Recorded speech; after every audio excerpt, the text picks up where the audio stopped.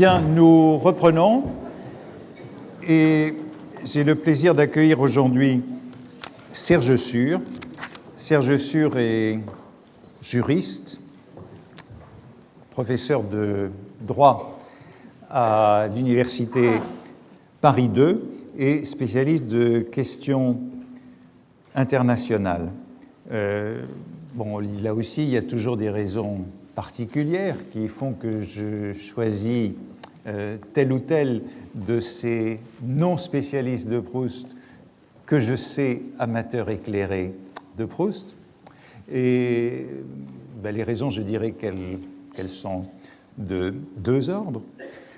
Serge Sur a créé il y a quelques années un prix Albert Thibaudet, et au moment où j'ai publié les réflexions sur la politique et les réflexions sur la littérature d'Albert Thibaudet. Et donc, nous nous connaissons plus du côté littéraire de ses activités, mais j'ajoute qu'il a écrit un livre sur le cinéma, donc il a beaucoup d'autres intérêts que le droit. Mais donc, nous nous connaissons à travers Albert Thibaudet et ce prix qui est décerné depuis 4 ou 5 ans maintenant. Un prix qui consacre un ouvrage sur les relations internationales. Et à cette occasion, un jour que nous avions déjeuné ensemble pour parler de Thibaudet et du prix, à la fin du déjeuner, Serge Sur m'a dit qu'il devait se rendre chez un libraire près de Montparnasse, où il avait réservé un exemplaire du côté de chez Swann dans l'édition de 1913 chez Grasset. Et nous nous y sommes rendus ensemble. Malheureusement, il l'a acheté. Parce que s'il ne l'avait pas acheté, je l'aurais pris. Et c'est à cause de lui que je ne possède pas du côté de chez Swann dans l'édition Grasset de 1913 et que je suis obligé de vous montrer lorsque je vous renvoie à ce texte de 1913. Je vous montre les images du microfilm de la Bibliothèque nationale. Si j'avais cette édition, vous auriez de bien meilleures photos. Mais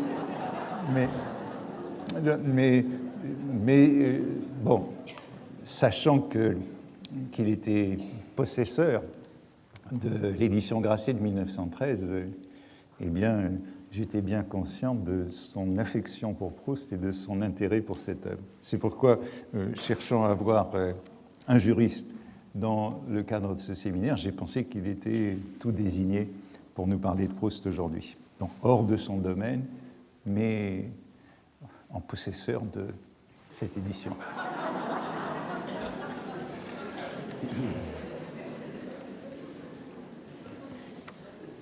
Bien.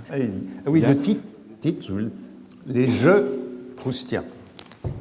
Bon, mais je sais maintenant à quoi je dois l'invitation d'Antoine Compagnon, que jusqu'à présent j'attribuais à son indulgence, parce que, voilà, il a souhaité que certains lecteurs viennent dire leur rapport à l'œuvre, sa découverte et les prolongements qu'elle présente pour eux, et chacun est invité à parler de son Proust portatif, parce que nous avons tous, nous lecteurs, notre Proust portatif. Et ces lecteurs, ils sont nombreux, ils sont disséminés, ils sont multiples. Ce n'est pas une franc-maçonnerie, ils ne se connaissent pas, mais parfois ils se découvrent, ils se rencontrent au hasard des échanges. Et pour ne prendre qu'un exemple, voici quelques semaines, j'ai eu l'occasion de déjeuner avec l'actuel président de l'Assemblée nationale du Sénégal, M. Moustapha Niasse, qui est un homme politique chevronné, qui a la politique comme métier et comme préoccupation dominante, et ce depuis le début de sa carrière, qui a été commencée par des études à la faculté de droit de Paris, voici plus d'un demi-siècle. Et lors de ce déjeuner, nous n'étions évidemment pas censés parler de littérature. Je ne sais plus comment Proust a été évoqué, et à ma grande surprise, son regard s'est illuminé, et nous avons partagé des impressions communes ou complémentaires sur l'une de ses lectures habituelles. Alors pour moi, parler de Proust dans des conversations privées est assez fréquent. Autre chose est de s'exprimer publiquement dans un cadre aussi prestigieux, aussi impressionnant, devant une assistance elle-même proustienne à qui je n'ai évidemment rien à apprendre. Alors j'ai l'habitude de parler en public puisque j'assure des cours à l'université depuis près de 45 ans, mais le contexte ici est radicalement différent. Les cours, surtout de droit, reposent sur une logique discursive rigoureuse, ils sont didactiques, ils s'adressent à des étudiants auxquels il faut transmettre à la fois un savoir et un mode de raisonnement, de haut en bas, comme le veut la chaire.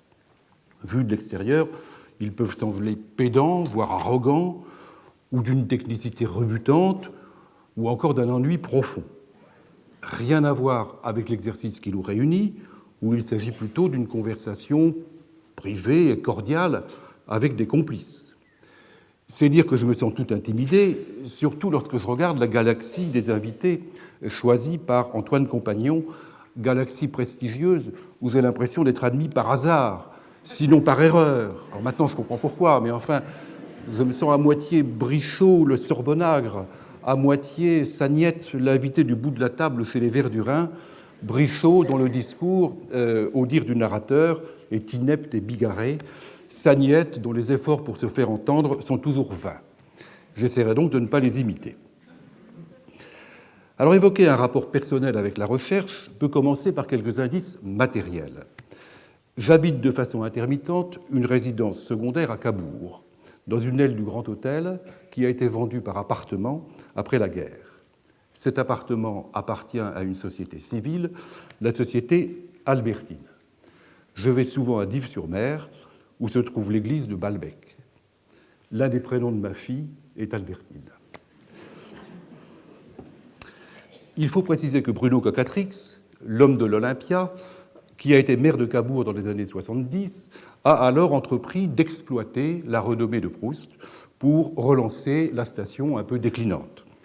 Retour aux sources, puisque cette station avait été créée au milieu du XIXe siècle par Dennery, auteur à succès de pièces de théâtre, notamment Les Deux Orphelines ou Si j'étais roi, et également organisateur de spectacles. Dennery a été également maire de Cabourg. Georges Sand, les Goncourt y ont séjourné à son invitation. Cabourg n'a plus aujourd'hui le lustre de Balbec, mais son décor, les villas, l'architecture, l'organisation de ses rues subsistent. En l'occurrence, et à l'inverse de la dernière phrase de Du côté de chez Swann, les maisons, les rues, les avenues ne sont pas fugitives comme les années. La vue du Grand Hôtel et à partir de lui, le fameux aquarium, la salle à manger, cette vue est immuable. À Bruno Cocatrix, on doit le placement dans le hall du Grand Hôtel d'un buste en bronze, buste d'un moustachu qui n'a rien à voir avec Proust, mais où on feint de l'ivoire sculpté et fondu. D'où également le nom de promenade Marcel Proust donné à la digue qui servait de tremplin aux jeunes filles en fleurs. On montre même dans le Grand Hôtel une chambre censée avoir été celle de Proust lors de ses séjours entre 1907 et 1914. En réalité, on ne sait pas exactement où il s'est trouvé, et donc je peux toujours rêver que j'habite là où il a vécu et écrit. Si l'on évoque l'histoire avec la géographie, j'ai effectué toutes mes études supérieures à l'université de Caen, et les flèches ou clochers de Martinville me sont familiers. Saint-Étienne, l'abbaye aux Dames, Saint-Pierre, Saint-Jean, Notre-Dame de Froidrue, Saint-Sauveur, d'autres encore. Et c'est à Caen que voici quelques années, par hasard, j'ai découvert chez un bouquiniste l'édition Grasset de 1913 de Du côté de chez Swann, et Antoine Compagnon a bien voulu m'accompagner lorsque je suis allé le réceptionner à Paris, boulevard du Montparnasse, et sa présence a ajouté un poids ô combien proustien à cet achat. Mais je l'avais trouvé à Caen, donc je ne l'ai pas capté. Alors si je remonte encore plus avant dans le temps, j'ai choisi après le lycée de faire des études de droit. Ça a été un choix, non pas un choix par défaut, comme pour nombre de fils de famille du XIXe et encore au début du XXe siècle. On sait que beaucoup de jeunes gens dont le droit n'était pas la vocation ont choisi ces études, considérées comme faciles, sans guère d'obligation, et comme menant à tout, c'est-à-dire à rien. Flaubert, Proust lui-même, combien d'autres artistes, et beaucoup en ont retiré du dégoût, au minimum du dédain pour ce type d'études. Et par exemple, dans l'éducation sentimentale, Flaubert, écrivain, raconte un examen de droit, puis une leçon d'agrégation de droit qui est passée par l'avocat Deslauriers, qui d'ailleurs échoue.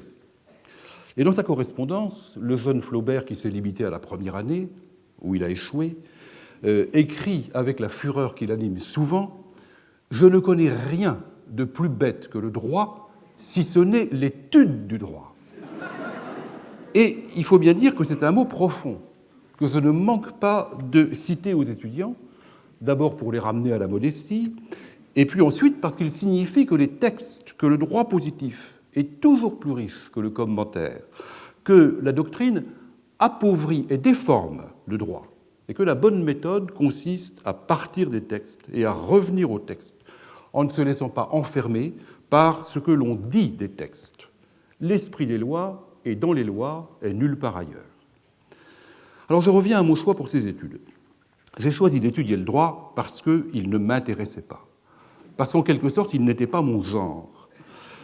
Je suis fils d'instituteur, je n'avais pas d'aisance financière et aucun lien avec le monde du droit. J'étais ainsi assuré de ne pas y apporter trop de zèle, de garder à son égard la distance nécessaire, de le considérer aussi objectivement que possible, avec le détachement qui convient.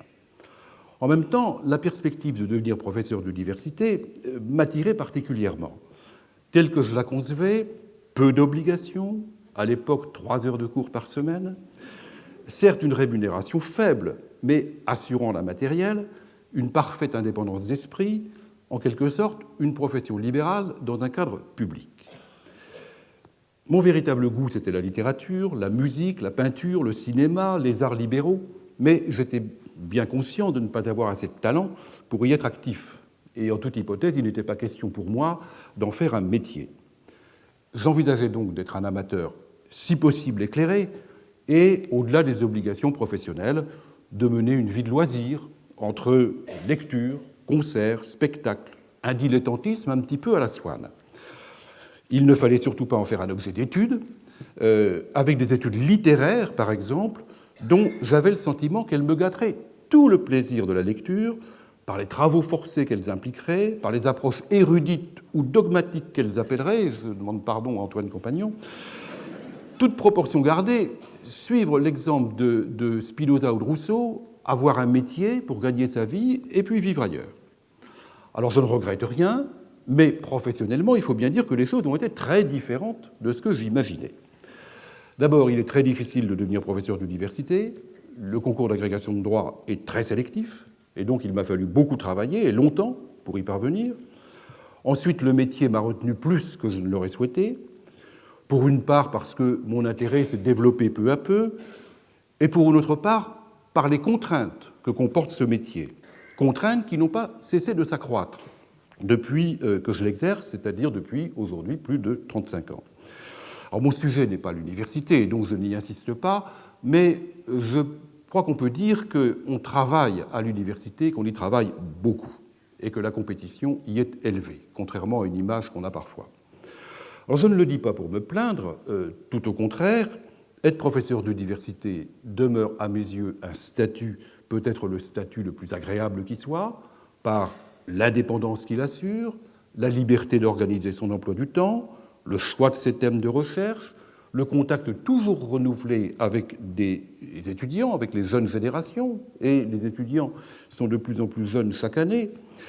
C'est l'une des rares professions qui demeure d'esprit aristocratique, par l'indifférence à l'égard de l'argent, comme à l'égard des lobbies de tous ordres, idéologiques ou matériels, et par le soutien désintéressé qu'on apporte à de jeunes esprits, soutien qui consiste non pas à en faire des disciples, mais à l'inverse, à leur apprendre, à les aider à être eux-mêmes, à être libres à leur tour. Bref, je crois que c'est un métier privilégié. Alors tout ceci m'éloigne trop de la littérature et de Proust, et j'y reviens aussitôt. La littérature est pour moi une passion intime et discrète. Elle est éclectique dans ses objets, même si aujourd'hui j'ai plus de goût pour les mémoires, les journaux, les correspondances, que pour les œuvres romanesques pures. Je préfère ainsi le journal de Gide à ses autres écrits, la correspondance de Flaubert à ses romans, sauf peut-être l'Éducation sentimentale et Un cœur simple. Je préfère aussi les mémoires de la comtesse de Boigne à Chateaubriand, ce grand menteur. J'arrête là avant de proférer un bêtisier qui serait digne de Bouvard et Pécuchet, le roman qui est en quelque sorte le Candide de Flaubert. Alors je ne sais pas si Proust est mon auteur préféré. Celui que je lis sans aucun ennui jamais, c'est le duc de Saint-Simon. Son authenticité, son emportement, son clair-obscur, ses passions raciniennes, sa plume qui court et qui troue le papier. Ces mémoires sont en quelque sorte une gigantesque danse macabre du grand siècle et de la Régence, qu'il décrit avec un mélange d'illusions perdues et d'indignation. Il est féru de notes biographiques et de généalogie. Il est un peu le Carnet du Figaro revu par Charlie Hebdo. Je l'ai lu avant la recherche et je rêve, j'ai pu trouver l'édition de 1913 de Grasset, mais je rêve de trouver l'édition Bois-Lille en 43 volumes, qui est encore plus difficile, je crois, à trouver. Je peux reprendre Saint-Simon à tout moment avec la même jubilation, et son monde, on le sait, est une des sources de la recherche. Son monde, mais pas son style, même si Proust a pastiché Saint-Simon. Alors, quant à Proust, je disais en commençant que chacun de nous a son petit Proust portatif. Pour moi, après 3 lectures successives, à au moins 10 ans d'intervalle chacune, et sur lesquelles je reviendrai tout à l'heure, ce qui se dégage et qui constitue ma perception, bien sûr subjective, et mon plaisir de lire, ce que j'aime à identifier et à retrouver quand je le reprends, ce sont 4 caractéristiques. La première, c'est le climat onirique, qui est celui des 1001 nuits, et des 1001 nuits dans la traduction Galland, et non pas dans la traduction Mardrus, la traduction du grand siècle, qui est sensuelle et doucement satirique.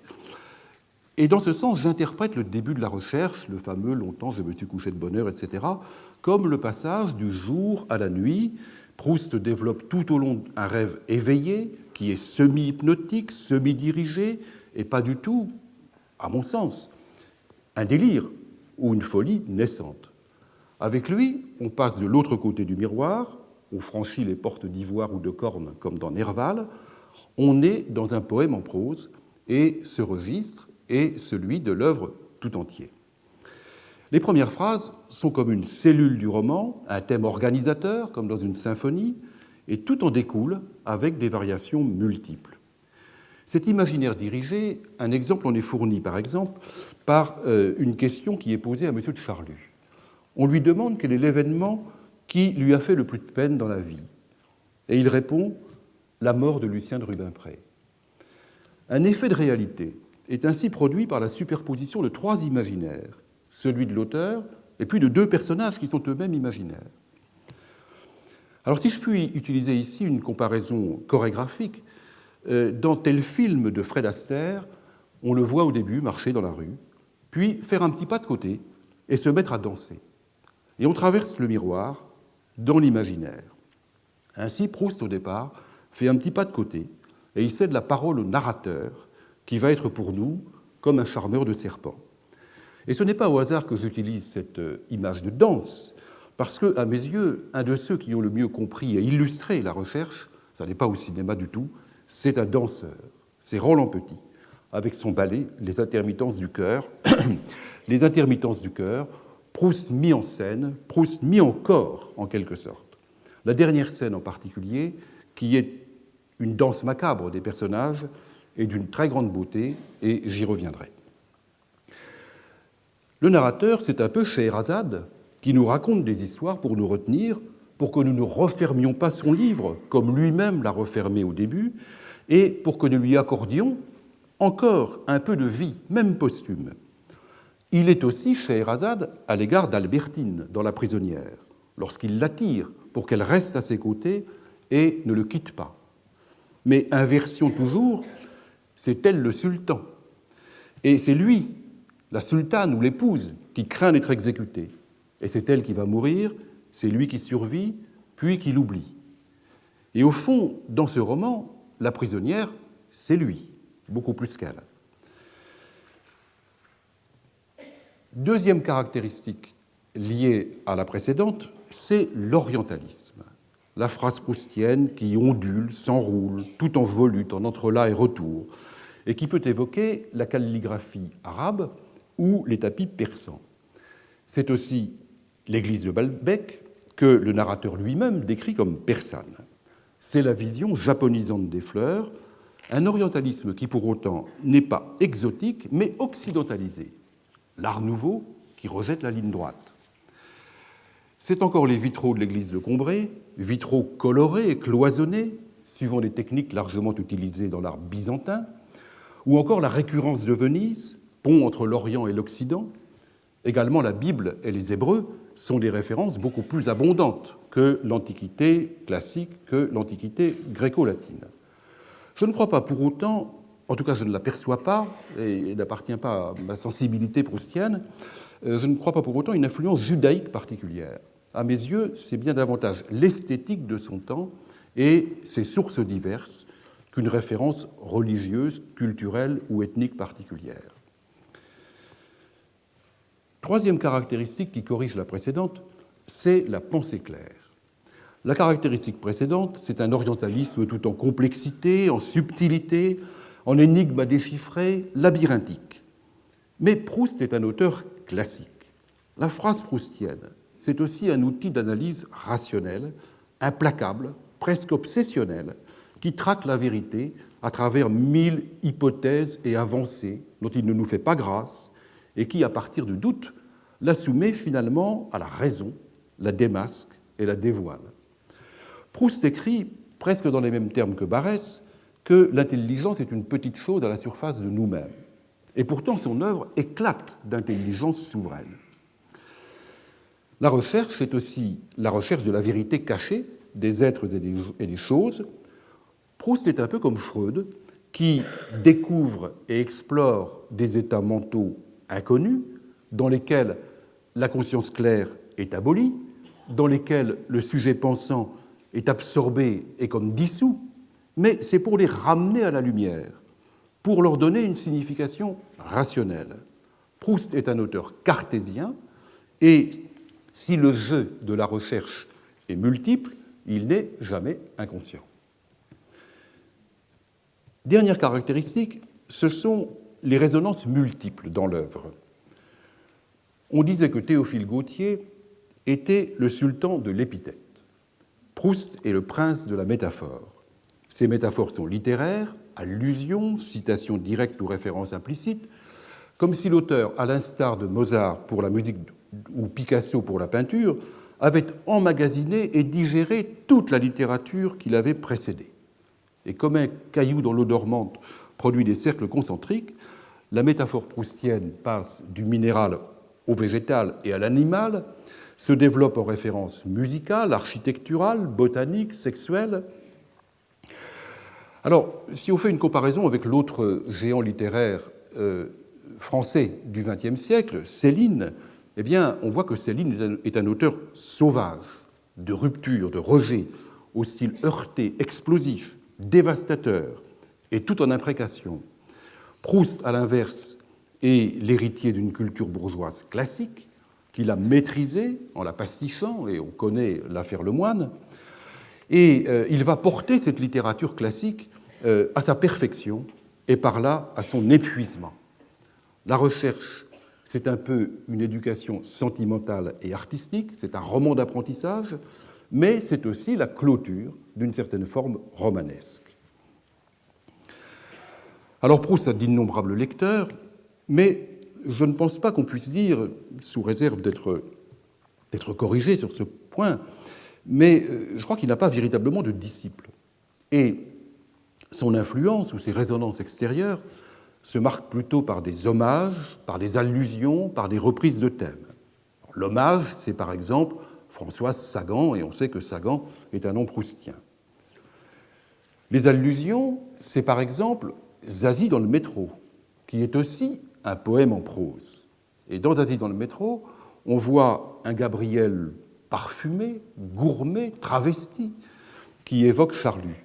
Et ce Gabriel, transsexuel, aime et cache une Marceline qui se révèle être Marcel. Et Queneau l'avait d'abord nommé dans un premier état Albertine. Allusion à double détente même parce que dans Zazie, il existe un personnage qui circule, qui se présente sous divers avatars et travestissements. C'est Pedro Surplus, brocanteur. C'est l'inspecteur Bertin Poiret, policier, qui téléphone à la préfectance. C'est Trouscaillon, simple flic. Et puis, en définitive, ce personnage se révèle être Haroun Arrachid.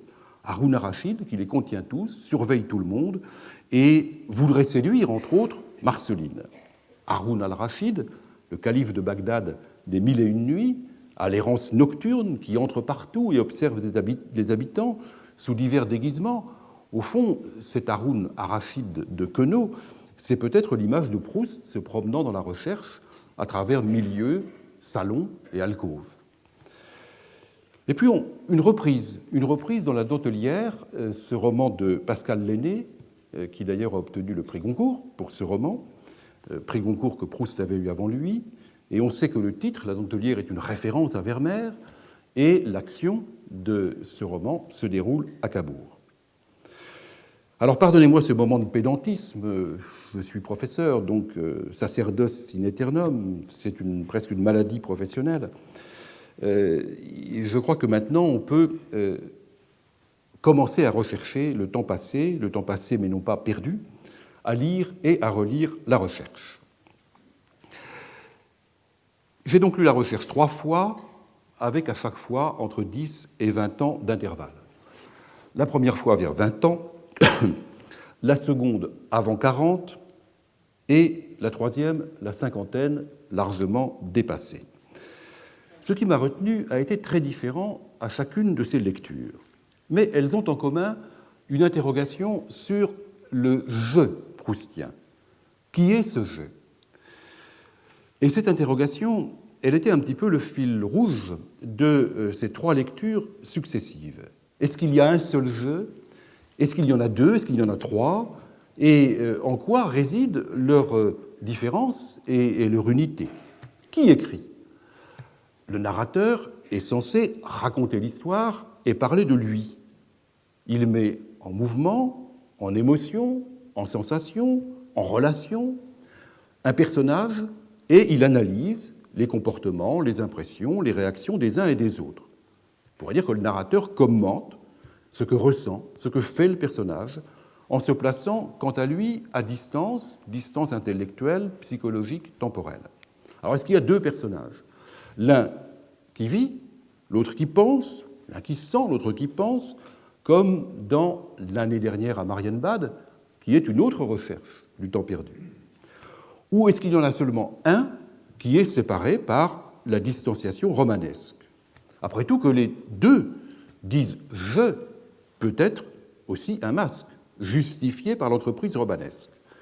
Les jeux, les Goncourt utilisaient un jeu commun dans leur journal, ils parlent toujours à la première personne alors qu'il y a 2 auteurs, et ils justifiaient par ce jeu unique leur gémellité littéraire. Alors on peut se demander si Proust a en quelque sorte écrit ses mémoires, une autobiographie camouflée qui serait la revanche de Sainte-Beuve, puisque c'est la vie même du narrateur qui deviendrait la substance du roman. On sait que Proust expliquait à Gide que l'on pouvait tout dire à condition de ne pas dire « je ». Et pourtant, il centre son roman sur ce « je ». Quant à Gide, presque à l'inverse, il explique dans son journal, et je cite là le journal du 29 mai 1923, que le triomphe de l'objectivité, c'est de permettre au romancier d'emprunter le « je » d'autrui. J'ai donné le change pour avoir trop bien réussi. Certains ont pris chacun de mes livres pour des confessions successives. Le jeu proustien, il est très différent aussi du jeu des mémoires de Saint-Simon, qui est un jeu personnel, impénétrable, monolithique, hanté sur Dieu et le néant du monde, et en définitive, plus proche du néant de toute chose, car il parle bien peu de Dieu. D'autres auteurs ont parlé d'eux sous des travestissements divers, comme Stendhal, qui s'incarne dans nombre de pseudonymes ou même de personnages. Lucien Leven est certainement le plus proche de son idéal du moi, et Octave de Malivert, le héros d'Armance, qui est hanté par l'impuissance, est peut-être plus proche du Bayle authentique. Alors je dois ici préciser que je n'ai pas lu Jean Santeuil, je n'ai pas lu, ou très partiellement, la correspondance publiée par Philippe Kolb, et simplement différents articles plus limités, des préfaces, des correspondances partielles et différents ouvrages sur Proust. Et je n'ai pas non plus voulu reprendre la recherche, j'ai voulu simplement travailler à partir de la mémoire que j'en avais conservée. Il me semble que c'était le sens de l'exercice. Et je livre simplement la conclusion à laquelle je suis parvenu, donc mon Proust portatif. Il y a à mes yeux trois jeux proustiens. Il y a le jeu du narrateur, il y a le jeu du personnage d'abord, il y a ensuite celui du narrateur, et il y a enfin celui de l'auteur ou de l'écrivain, de Proust lui-même, qui s'emboîtent comme des poupées russes, mais qui sont malgré tout assez distincts. Alors si je jette un regard rétrospectif sur ces trois lectures successives, il me semble, au risque de simplification, que la première lecture a été centrée sur le personnage, c'est-à-dire sur le jeu sensible, partagé entre le plaisir et la douleur, tout en sensation, tout en sensualité. La seconde lecture a plutôt mis en lumière le jeu du narrateur, qui raconte, décrit, commente, analyse en distance, et pour lui s'amuse plutôt. Et puis la troisième lecture a cherché un jeu caché. L'auteur, Proust lui-même, l'architecte et le bâtisseur de l'œuvre, qui en prend la maîtrise et qui met en scène les deux précédents, acteurs et récitants. Et ce jeu, le jeu de l'écrivain, qui n'apparaît pas ou que très peu, c'est le plus profond, c'est le plus dissimulé. Et donc on pourrait dire que ces trois jeux, si on veut résumer, c'est le jeu qui ressent et qui souffre, c'est le jeu qui comprend et s'amuse, et puis c'est le jeu bâtisseur qui construit l'œuvre comme une cathédrale, comme on l'a souvent noté, et je crois que cette formule n'est pas inexacte. D'ailleurs, Proust lui-même, je crois, l'a revendiquée.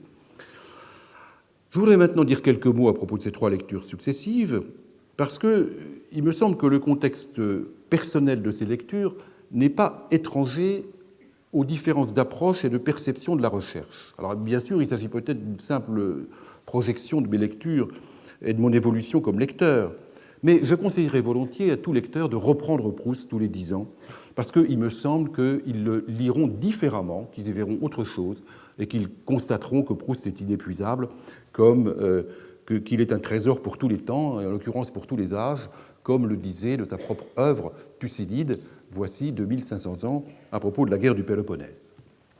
Alors quelques mots sur chacune de ces lectures. Ma première lecture n'a pas vraiment été spontanée. J'étais alors étudiant en droit, et c'est une condisciple, une jeune fille en fleurs, qui avait commencé par les études littéraires et qui parlait remarquablement de Proust, avec intelligence et goût, qui m'y a incité. Et je lui rends ici cet hommage. C'est peut-être la raison pour laquelle j'ai d'abord été sensible à l'approche ou à l'apparence sentimentale de la recherche, à l'empathie qu'elle suscitait, comme si le narrateur murmurait à l'oreille du lecteur et nous parlait de nous en parlant de son personnage. Ce premier jeu était fraternel, je retrouvais en lui émotion, sensation, affection que je pensais éprouver. Ce jeu de l'enfance et de ses prolongements immédiats, désarmé, aux yeux grands ouverts, à la rêverie flottante, il cherchait le plaisir sous toutes ses formes. Il était fusionnel, il aspirait à se confondre avec les êtres qu'il aimait, il devenait la musique qu'il écoutait, il était aspiré par la beauté qu'il chérissait, peut-être avant tout. Pour autant, son jeu ne se dissolvait pas dans un monde indistinct, il se plaçait à l'inverse en son centre pour ressentir plus vivement des impressions contradictoires. Contradictoires, et en effet, au-delà d'une première impression un peu sentimentale, apparaissait un jeu plus complexe. Et cette complexité, j'en donnerai deux traits. Le premier trait, c'est l'amoralisme. L'amoralisme dans la recherche du plaisir. Et Antoine Compagnon a fait à plusieurs reprises une analyse de l'onanisme ou de la masturbation que le narrateur évoque poétiquement et métaphoriquement, mais sans aucun sentiment de culpabilité. Contraste avec la morale de l'époque, qui était religieuse et hygiéniste.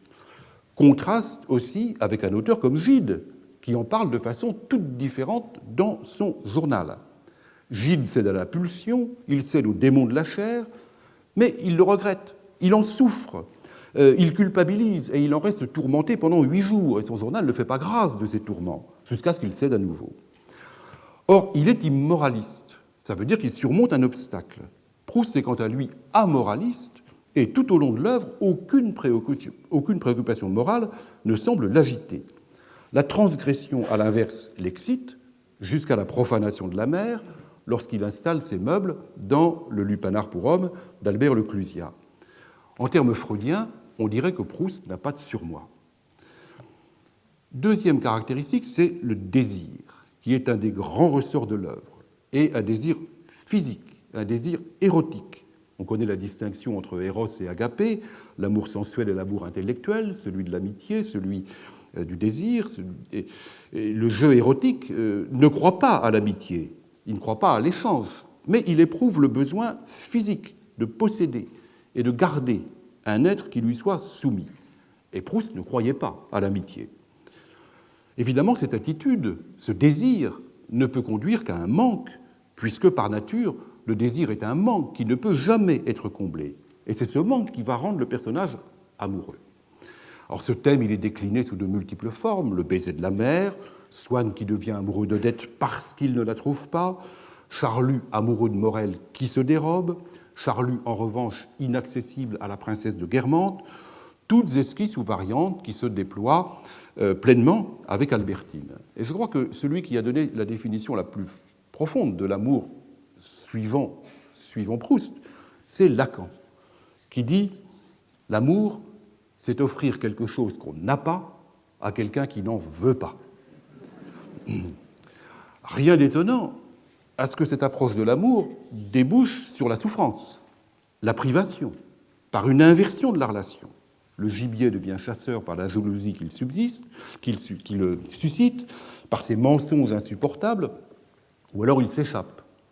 Indisponibilité de la mère, mort de la grand-mère, infidélité d'Odette, dérobade de Morel, mensonges et fuite d'Albertine.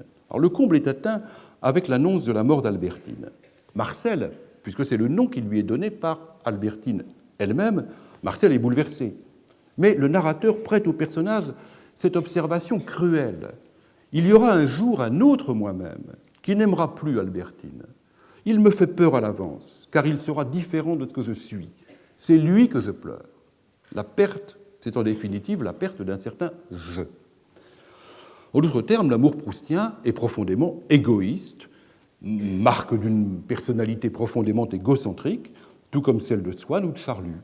Au fond, ce premier « je », si exigeant à l'égard de ses désirs et de celles qui en sont l'objet, si indifférent lorsqu'il les réalise et les possède, c'est un gouffre affectif, c'est un pervers polymorphe qui est une des caractéristiques de l'enfance. Le plaisir s'inverse en souffrance, variante de l'inversion, qui est un autre thème majeur de l'œuvre, souffrance plus inextinguible qu'un plaisir vite assouvi. Et Proust dit quelque part, je cite de mémoire parce que je n'ai pas du tout repris les textes, « Les événements sont comme les arbres, ils portent en eux des rameaux opposés, et par la douleur qu'ils nous causent, ils abolissent le plaisir qu'ils avaient d'abord fait naître. » Et puis, il exprime également cette ambiguïté des événements par une formule digne d'Héraclite, « Les quoique sont les parce que méconnus. » En définitive, c'est la souffrance et la frustration qui l'emportent.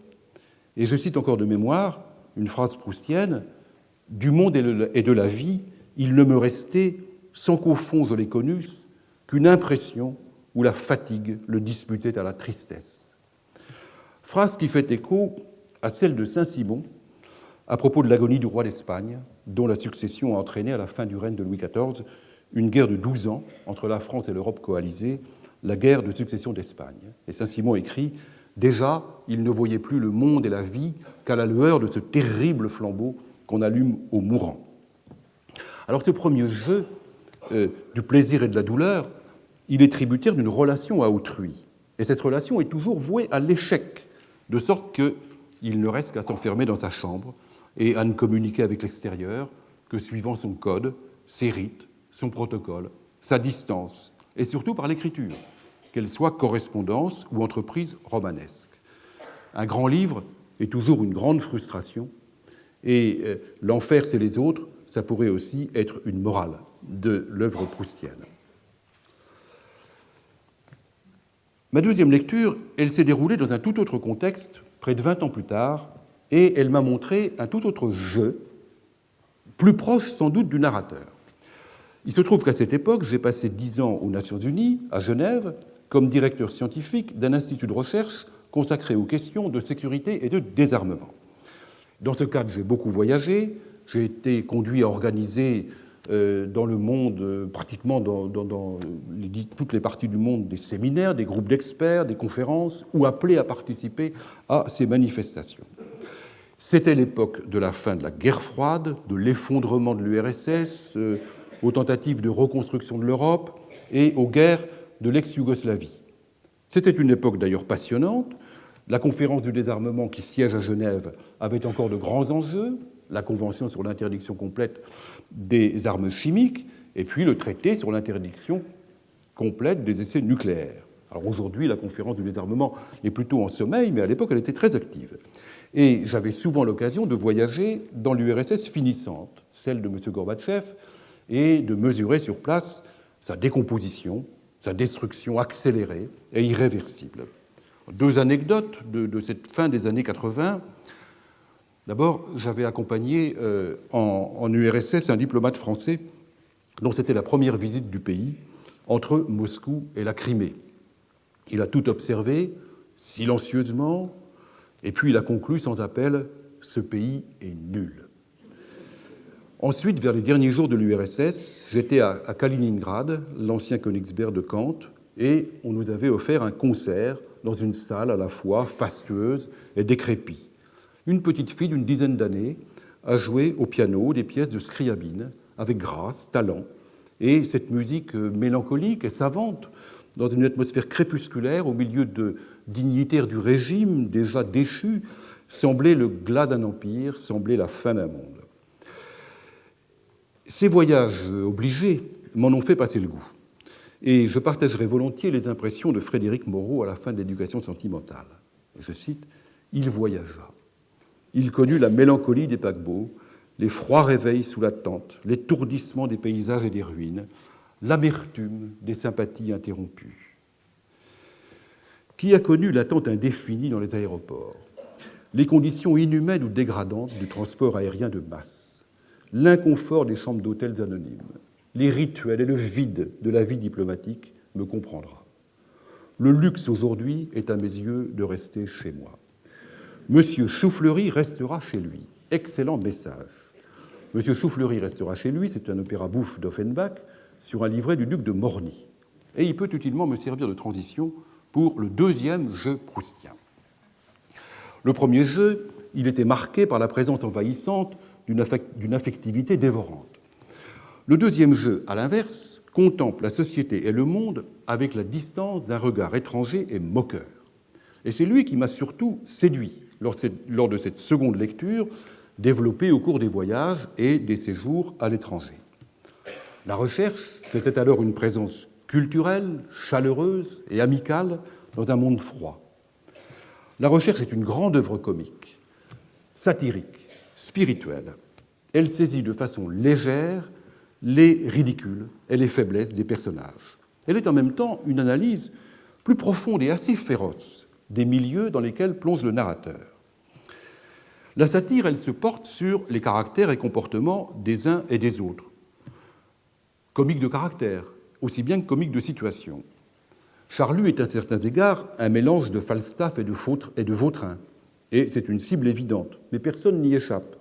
La duchesse de Guermantes, Oriane, aussi bien que Bazin, la famille Cambremer, la vieille marquise qui ne peut s'empêcher de baver en parlant de Chopin, aussi bien que Monsieur Fils, au nez à la Bourville, proéminent et luisant, transi d'admiration devant l'immense docteur Cottard qui joue benoîtement à la belote. « Yécoupe », dit-il plaisamment.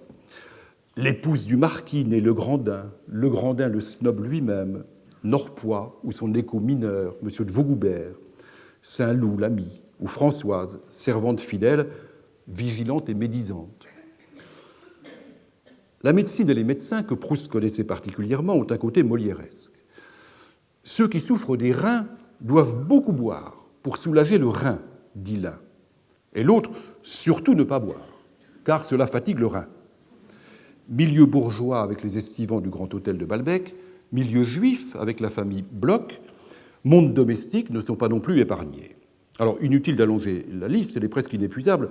Je prendrai un seul exemple de ce ton satirique qui ne vient pas de la recherche, mais qui semble en être une anticipation et un résumé. Et cet exemple est tiré d'un article du Figaro datant de 1903. Dans cet article, Proust fait le portrait du prince de Polignac, qui est le fils du signataire des fameuses ordonnances de 1830 et qui est un artiste amateur qui est récemment défuncté. Et je cite cet article. « La nature, qui continue les races et ne prévoit pas les individus, lui avait donné un corps élancé, un visage énergique et fin d'homme de guerre et d'homme de cour. Peu à peu, le feu spirituel qui habitait le prince Edmond de Polignac sculpta sa figure à la ressemblance de sa pensée. Mais son masque était resté celui de son lignage antérieur à son âme individuelle. Son corps et sa face ressemblaient à un donjon désaffecté qu'on aurait aménagé en bibliothèque. Le donjon désaffecté, voilà la pointe, avec une nuance de dérision, l'esprit Mortemart à la Proust. Ou encore, il dit à propos d'une pianiste virtuose et méchante, c'est un serpent à sonate. Quant au comique de situation, un résumé en est fourni par la candidature du prince Fonn à l'Académie des sciences morales et politiques, au sein de laquelle Norpois est grand électeur. Le prince Fonn, candidat étranger, cherche à séduire Norpois par de multiples propositions que Norpois écarte avec une douceur inflexible, tout en laissant entendre qu'il en faudrait d'autres. Le prince Fonn s'interroge.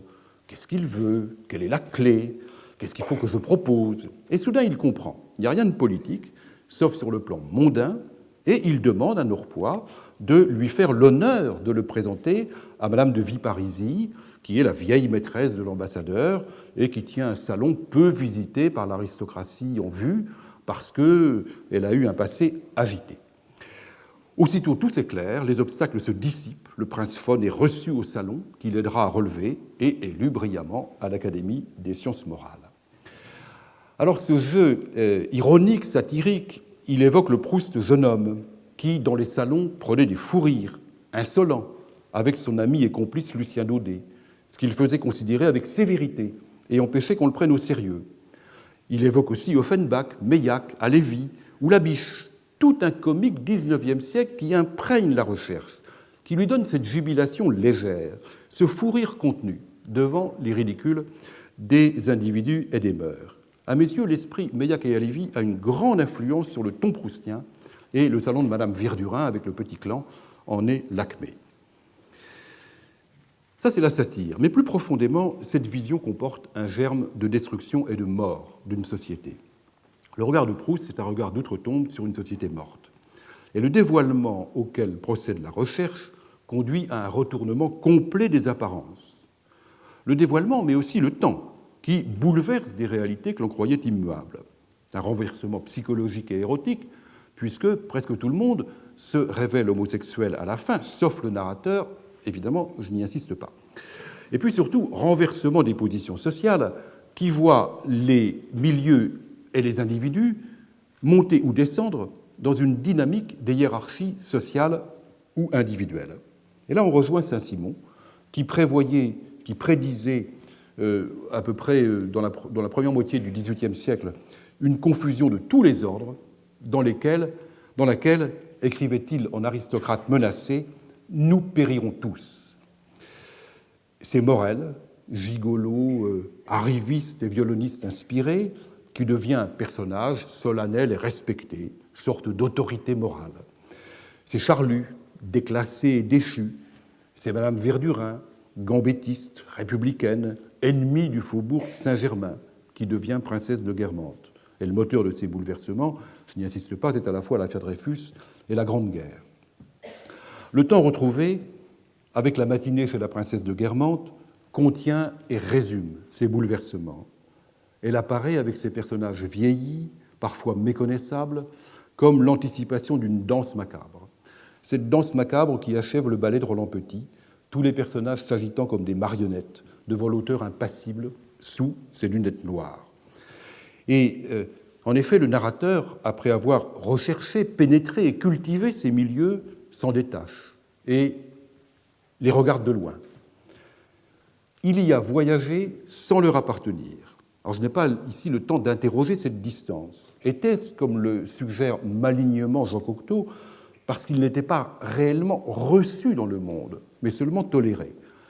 Ça me semble tout à fait discutable, mais ça n'est pas le point.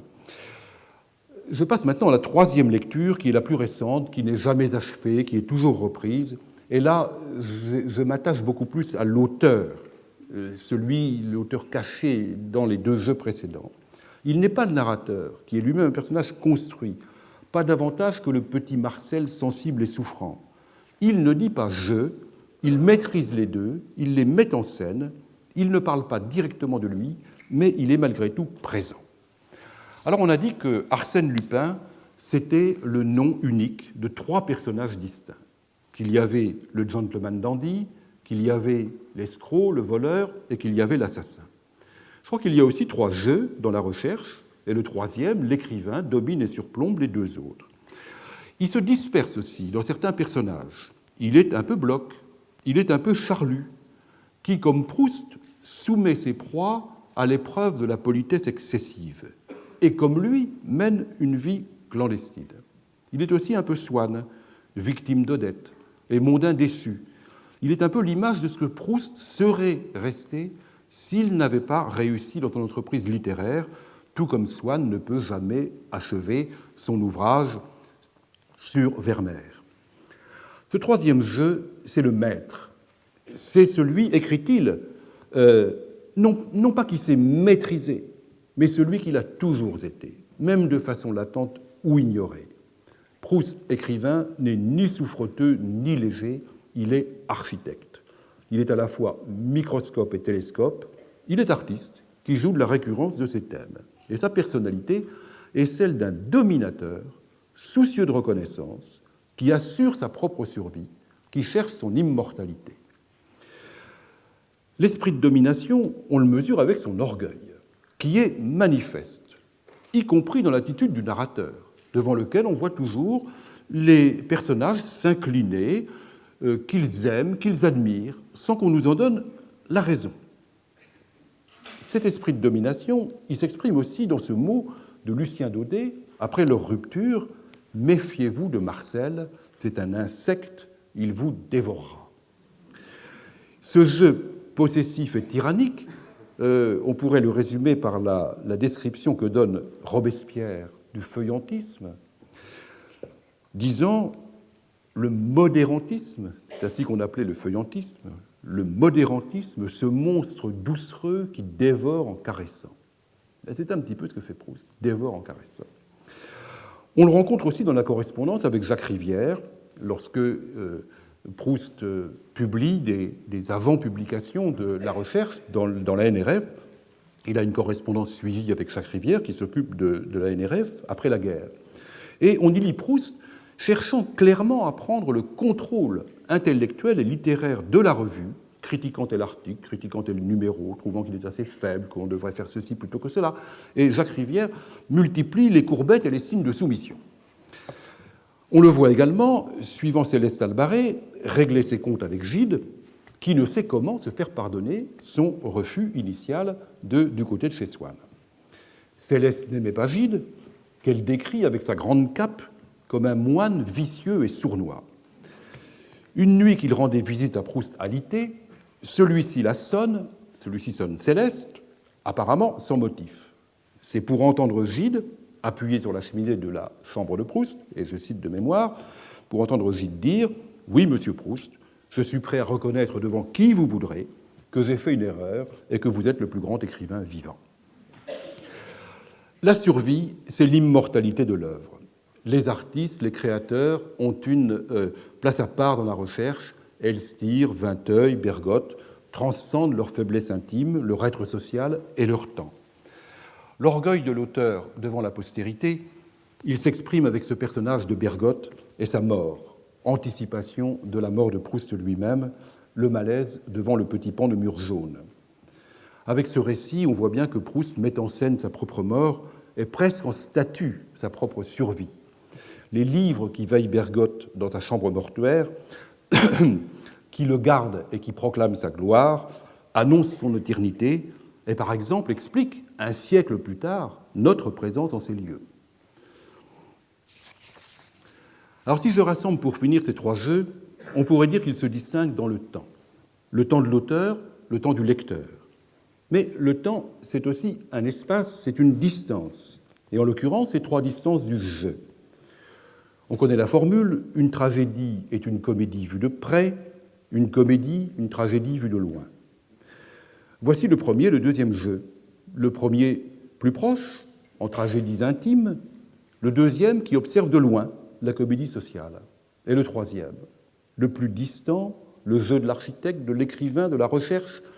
C'est l'auteur d'un roman qui est une tragicomédie. Je remercie Antoine Compagnon de m'avoir conduit à cette recherche du jeu, qui est une recherche personnelle, qui reste évidemment superficielle, et je vous remercie pour votre patience et votre indulgence. Tout compte fait, le jeu proustien conserve sa part de mystère, comme celui de chacun de nous, et en hommage à Antoine Compagnon, mathématicien, je conclurai que chaque jeu est un peu comme le nombre pi, infini, impénétrable et fascinant. Merci.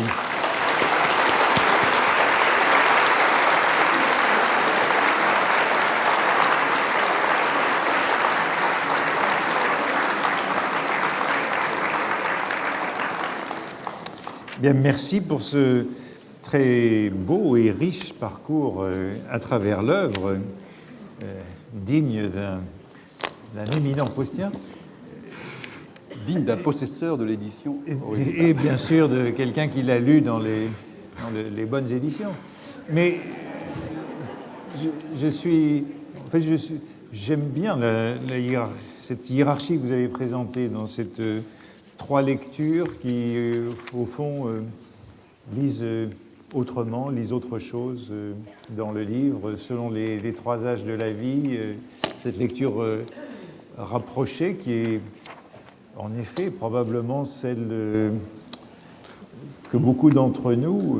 de l'adolescence, c'est celle de l'adolescent. Et en effet, quand on parle, il y a beaucoup de lecteurs de Proust à qui...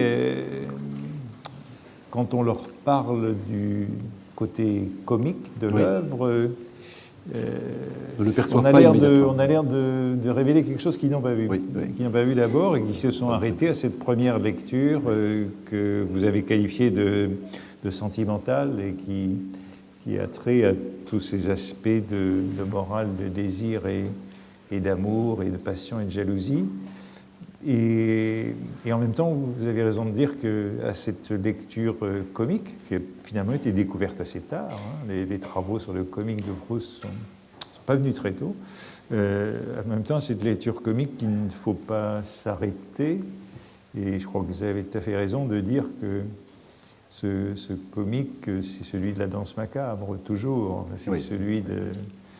Mais j'aime bien aussi ce que vous avez dit de cet esprit qui est celui de Machiavelli, de Labiche, de tout ce... Il y a une influence évidente. Et oui, de toute cette conversation de salon. Conversation de salon dans ces milieux que Proust fréquentait et qui se retrouve dans le livre partout, même dans Combray, même dans les pages émouvantes de Combray. Oui, on pourrait citer d'ailleurs la scène où Swann annonce à la duchesse de Kermande qu'il va mourir. Oui. Et évidemment, ça ne rentre pas dans ses codes. Et donc elle lui dit, mais non, mon petit Charles venait donc déjeuner à la maison, tout ça s'arrangera. Donc voilà, on transforme en simple code mondain ce passage. Voilà. Ce passage indicible. Et vous avez le télescopage là, entre les deux. Et je suis aussi sensible à ce que vous avez dit de cet aspect de grand pervers de Proust que vous décriviez pour finir, cette prise de contrôle sur ce côté manipulateur non seulement de la NRF, mais bon, ces lettres aux critiques remettant les choses au point, et c'est sur un ton sans appel. Je pense qu'il aurait souhaité être élu à l'Académie française. Comment? Je pense que s'il avait vécu, il aurait souhaité être élu à l'Académie française. Oui. Je pense, hein, oui. Oui, il y avait des signes. Il avait cette ambition littéraire. Oui.